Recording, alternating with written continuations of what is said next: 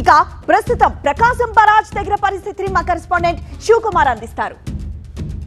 ప్రకాశం barrage వద్ద మొదటి ప్రమాద హెచ్చరికను జారీ చేశారు.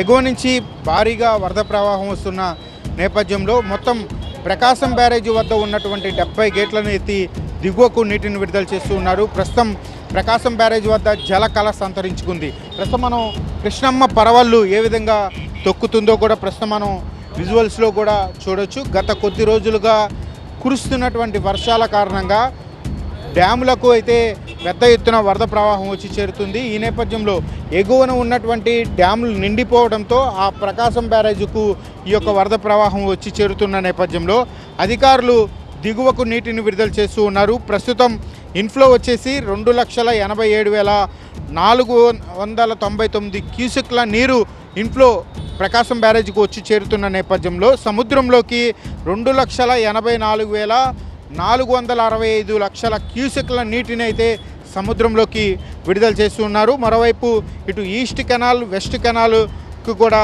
నీటిని విడుదల చేస్తున్న నేపథ్యంలో ఇక్కడ ప్రకాశం బ్యారేజ్ వద్ద అయితే అధికారులు అయితే దిగువ ప్రాంతంలో ఉండేటువంటి వారిని అందరూ కూడా అప్రమత్తం చేసినటువంటి పరిస్థితి.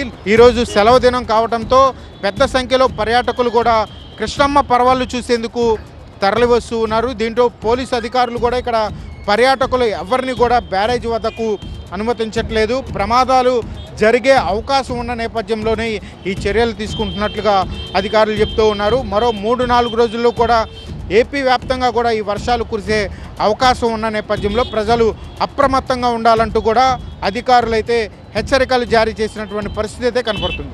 కెమెరామెన్ ఏ వెంకట్తో శివకుమార్, విజయవాడ ప్రకాశం బ్యారేజ్ నుంచి.